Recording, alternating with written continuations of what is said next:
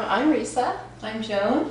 I'm Julie. And we are the co-editors of Writin On Empty. And we're back to talk about that first visit home at the holidays.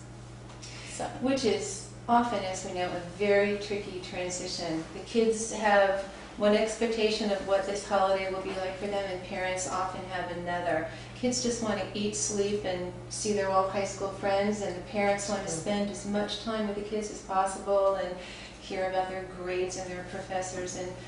And also, we might want to have a curfew, and the kids aren't used to that. And so how do we reconcile these differences in expectations? yeah, I think our kids came back home with an entirely different time clock. So they'd wake up late, they'd stay up late, they'd start calling friends at 10 and say, we'll be making plans. It's very different than the way it was in high school, for sure. So That's true. And, you know, with the readings we've done at stores, bookstores, as well as high schools with groups and parents, the question that always comes up is, what do you do when they come home for the holidays? How do you enforce a curfew?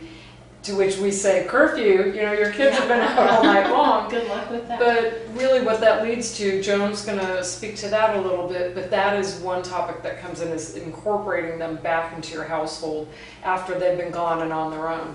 So really, what we feel is the best advice to give to parents is to sit down and communicate your expectations, hear how the child feels about it, and compromise. And every family will have a different set of rules or absolutes that's very important to them. In our family, it was courtesy and safety, and I think in your family it was... Yeah, it's courtesy. If you're going to be out, let me know. If you're going to be home for dinner, let me know in time. Things like that. Without laying down a lot of heavy rules, because you want them to come home.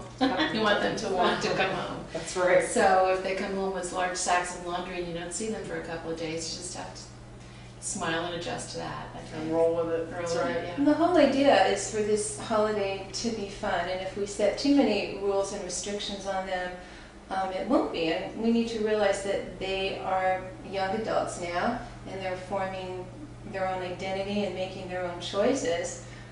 So we have to let go.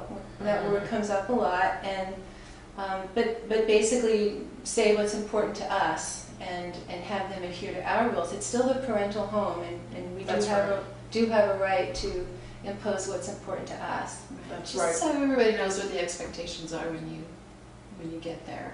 Sure. And you had a little situation in terms of a change with Michelle when she came home, I understand.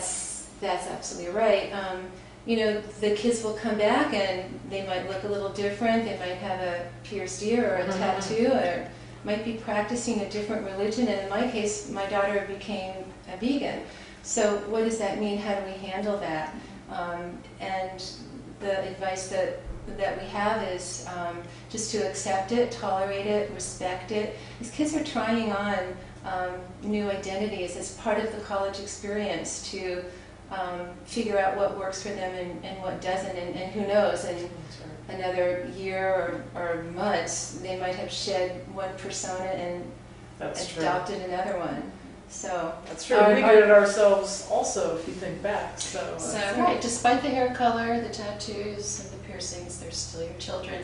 That's right. You want them to keep and have fun. The limited time you have with them over the holidays, enjoy it. Right. Yeah, and love them unconditionally. That's right. Thanks for coming back. Yeah, thanks for watching, everyone. Hope this was helpful. Check out our website, www.writinonemty.com.